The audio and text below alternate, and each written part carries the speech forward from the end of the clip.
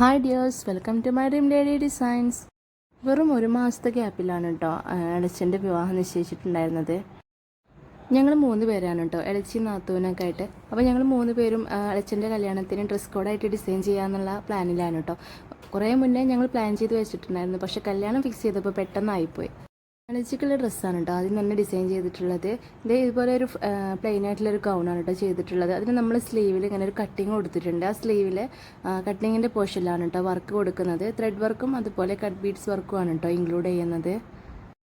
നമ്മൾ ആദ്യം ഒരു മോഡൽ തീരുമാനിച്ചിട്ടുണ്ടായിരുന്നു കേട്ടോ. അച്ഛൻ്റെ കല്യാണം ഉണ്ടാകുമ്പോൾ ഈ സാരി ഗൗണൊക്കെ ഉണ്ടല്ലോ, ആ ഒരു ഗൗണ് പോലെ ചെയ്തിട്ട് ചെയ്യണം. അന്ന് സാരിയൊക്കെ ആയിട്ട് ചുറ്റിയിട്ട് പിന്നെ നമുക്ക് ഗൗണും ഷാളുമായിട്ട് യൂസ് ചെയ്യാൻ പറ്റുന്ന രീതിയിൽ.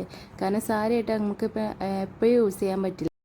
ഇങ്ങനെ ഗൗൺ സാരി ചെയ്യുകയാണെങ്കിലുള്ള ബെനിഫിറ്റ് എന്താണെന്ന് വെച്ചാൽ നമുക്ക് ഇങ്ങനെയുള്ള ഹെവി പാർട്ടി വെയർ ആയിട്ടുള്ള ഫംഗ്ഷൻസിനൊക്കെ നമുക്ക് ഇതുപോലെ സാരിയായിട്ട് വെയർ ചെയ്യാനും പിന്നെ സിമ്പിൾ ഫംഗ്ഷനൊക്കെ നമുക്ക് ഗൗണും ഷാളും ഒക്കെ യൂസ് ചെയ്യാനും പറ്റുന്ന ആ ഒരു മോഡലാണ് കേട്ടോ നമ്മൾ ചെയ്തിട്ടുണ്ടായിരുന്നത്. റച്ചിക്ക് ഒരുപാട് എക്സ്പെക്റ്റേഷൻസും കാര്യങ്ങളൊക്കെ ഉണ്ടായിരുന്നു കേട്ടോ വർക്കിൽ. കാരണം അവൾ ഇതുവരെ വർക്ക് അങ്ങനെ ഡ്രസ്സ് ചെയ്തിട്ടുണ്ടായിരുന്നില്ല. അപ്പോൾ കല്യാണമായപ്പോൾ അവൾ തന്നെ കുറച്ച് ഹെവി ആയിട്ട് തന്നെ വർക്ക് ചെയ്യണം എന്നുള്ളത് ആദ്യം പറഞ്ഞിട്ടുണ്ടായിരുന്നു കേട്ടോ.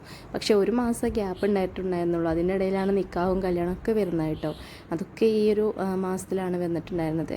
അപ്പോൾ 3 പേരുടെ വർക്ക് കംപ്ലീറ്റ് ആവുമെന്നൊന്നും ഒരു ഐഡിയ ഉണ്ടായിരുന്നില്ല കേട്ടോ. പക്ഷേ 2 പേർക്കും ഞാൻ തന്നെ ചെയ്യണം എന്നുള്ളൊരു ഇതുണ്ടായിരുന്നു. പുറത്തൊക്കെ ഒരുപാട് ഇങ്ങനത്തെ ഒരു വർക്ക് ചെയ്യണമെങ്കിൽ നമ്മൾ ഒരുപാട് എക്സ്പെൻസ് കൊടുക്കേണ്ടി വരില്ലേ. അപ്പോൾ അതുകൊണ്ട് തന്നെ ഞാൻ തന്നെ എന്തായാലും ചെയ്ത് നോക്കാമെന്നുള്ളൊരു ധൈര്യത്തോടെ അങ്ങ് ചെയ്ത് തുടങ്ങിയതാണ്.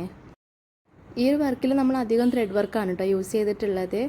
കട്ട് ബീഡ്സാണ് നമ്മൾ സ്പ്രെഡ് വർക്കും അതുപോലെ ലീഫുമാണ് കൊടുത്തിട്ടുള്ളത്. ഇത് ഗൗണിൻ്റെ താഴെ ഇതുപോലെ സ്കാലപ്പ് ചെയ്തിട്ട് ചെറുതായിട്ടൊരു ഫ്രില്ല് കൂടെ കൊടുത്തിട്ടുണ്ട് കേട്ടോ. അവിടെ നമ്മൾ ഷാളിൻ്റെ കളറിലാണ് സ്കാലപ്പ് ചെയ്തിട്ട് ഷാളിൻ്റെ കളറിൽ ത്രെഡ് വെച്ചിട്ടാണ് കേട്ടോ പിന്നെ നമ്മൾ ബുള്ളറ്റ് നോട്ട്സൊക്കെ വെച്ചിട്ടുള്ളത്. ടോപ്പിൽ നമ്മൾ ഓപ്പോസിറ്റ് കളറും അതുപോലെ ഷാളിൽ ടോപ്പിൻ്റെ കളറും അങ്ങനെ വെച്ചിട്ടാണ് കേട്ടോ ത്രെഡ് നമ്മൾ ചൂസ് ചെയ്തിട്ടുള്ളത്. ഇതിൽ നമ്മൾ ബുള്ളറ്റ് നോട്ട്സും ഫ്രഞ്ച് നോട്ടും ഒക്കെ ഇൻക്ലൂഡ് ചെയ്തിട്ടുണ്ട്.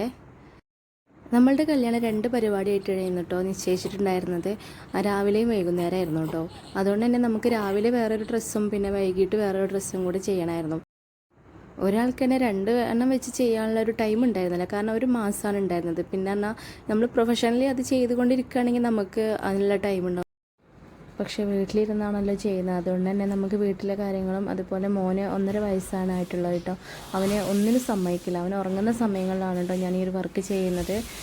രാത്രി അതുപോലെ അവനെ ഉറങ്ങിയതിന് ശേഷം 1 മണിയൊക്കെ ആയിട്ടോ ഞാൻ ഈ വർക്ക് ചെയ്ത് കംപ്ലീറ്റ് ആക്കുന്നത്. അത്യാവശ്യം നല്ല എഫേർട്ട് എടുത്തിട്ട് തന്നെയാണ് കേട്ടോ ഞാൻ ഈ വർക്കുകളൊക്കെ കംപ്ലീറ്റ് ചെയ്തത്. ഇതാണ് കേട്ടോ ഷാളിന് നമ്മൾ സ്കാലപ്പ് ടോപ്പിൻ്റെ കളർ സ്കാലപ്പ് ചെയ്തിട്ട് പിന്നെ അതിന് ഇതുപോലെ സെയിം വർക്ക് തന്നെ നമ്മൾ ഷാളിൽ 2 സൈഡിലാണ് കേട്ടോ കൊടുത്തിട്ടുള്ളത്. ഇതിന് നമ്മൾ യൂസ് ചെയ്തിട്ടുള്ളത് രംഗോളി മെറ്റീരിയലാണ് കേട്ടോ. ഞാൻ ആദ്യമായിട്ടാണ് കേട്ടോ ഈ ഒരു മെറ്റീരിയൽ യൂസ് ചെയ്തിട്ടുള്ളത്.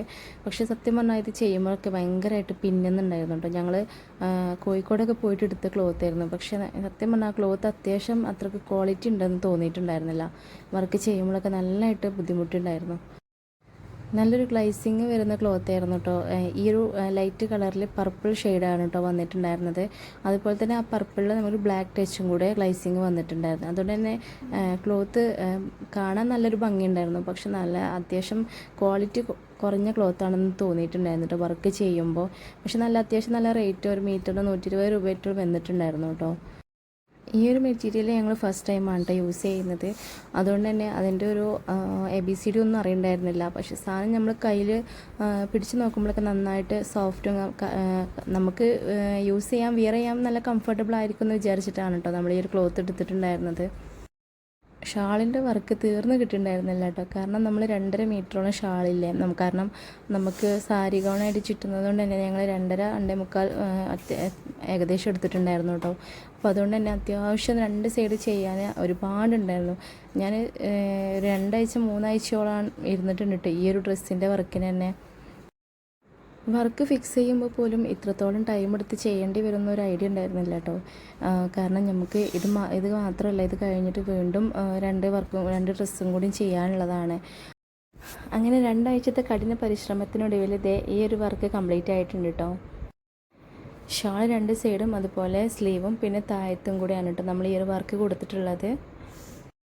ഡ്രസ്സിൻ്റെ ഓപ്പോസിറ്റ് കളർ ത്രെഡാണ് കേട്ടോ ഞാൻ യൂസ് ചെയ്തിട്ടുള്ളത്. ഫുള്ള് രംഗോളി ത്രെഡ് തന്നെയാണ് യൂസ് ചെയ്തിട്ടുള്ളത്. ഈ ഒരു വർക്ക് കഴിഞ്ഞപ്പോഴത്തേന് ആ ഒരു മാസത്തിൻ്റെ പകുതിയും കഴിഞ്ഞിട്ടുണ്ടായിരുന്നു കേട്ടോ. പിന്നെ ആകെ ഒരു 2 ആഴ്ച മാത്രമേ ഉണ്ടായിരുന്നുള്ളൂ. വീണ്ടും 3 ഡ്രസ്സ് എനിക്ക് വർക്ക് ചെയ്യാനുണ്ടായിരുന്നു. ഈ ഒരു 3 വർക്കുള്ളത് കൊണ്ട് തന്നെ ഞാൻ പുറത്തുനിന്നുള്ളൊരു വർക്കും എടുത്തിട്ടുണ്ടായിരുന്നില്ല കേട്ടോ. എന്തായാലും ഈ ഒരു വർക്ക് നിങ്ങൾക്ക് ഇഷ്ടമായിട്ടുണ്ടെങ്കിൽ ലൈക്ക് ചെയ്യാനും കമൻറ്റ് ചെയ്യാനും മറക്കരുതേ. ഇതിൻ്റെ സാരി ഗൗണായിട്ടുള്ള വിയറിംഗ് ഫോട്ടോ ഞാൻ ലാസ്റ്റ് കൊടുക്കുന്നുണ്ട് കേട്ടോ. അപ്പോൾ എല്ലാവരും സബ്സ്ക്രൈബ് ചെയ്ത് കൂടെ കൂടിക്കോളൂ. Thank you for watching.